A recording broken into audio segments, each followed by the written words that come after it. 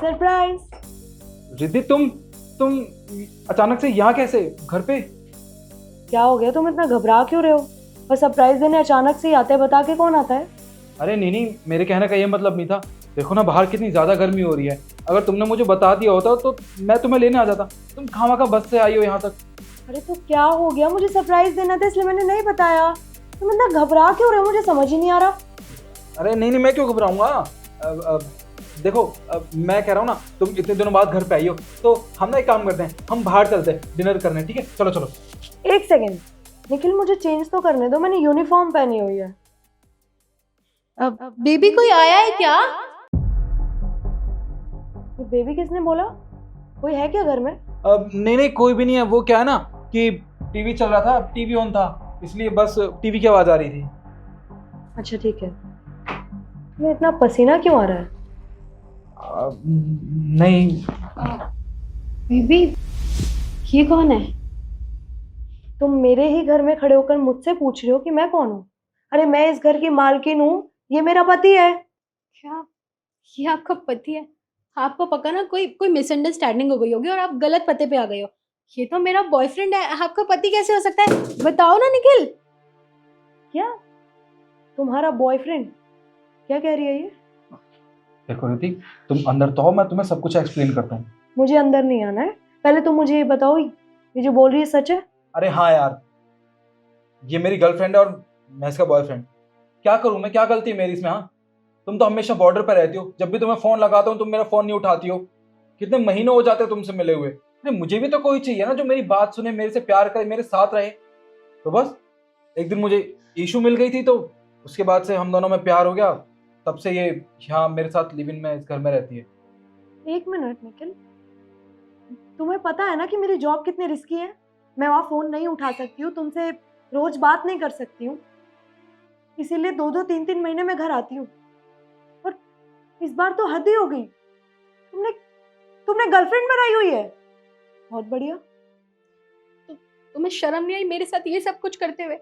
तुम्हें तो मैंने अपने पास्ट के बारे में बताया था ना, और तुम सब जानते थे कि पास्ट में मेरे साथ क्या हुआ है। तुमने फिर भी मुझे धोखा दिया।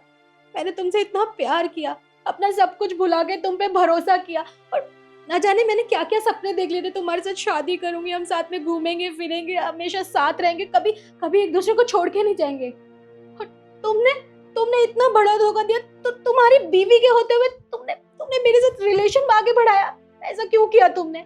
निखिल, तुमने इसे भी नहीं बता रखा कि तुम शादीशुदा हो।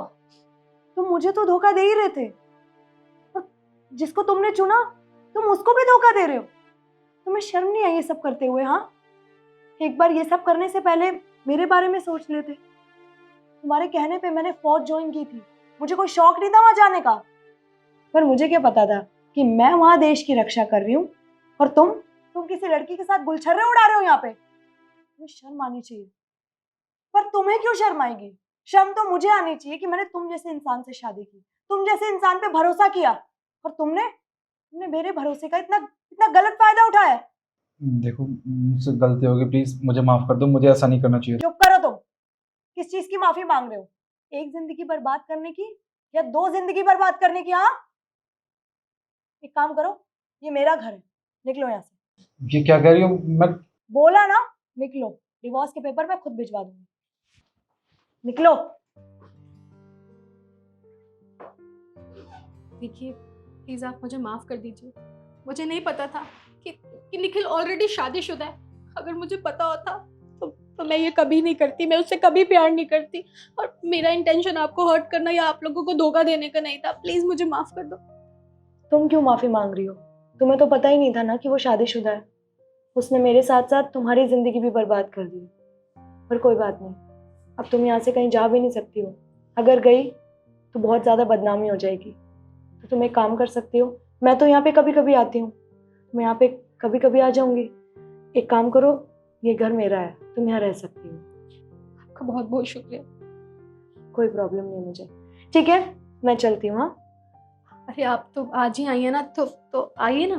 कोई बात नहीं, मैं फिर कभी आ जाऊंगी। ठीक। ध्यान रखना अपना।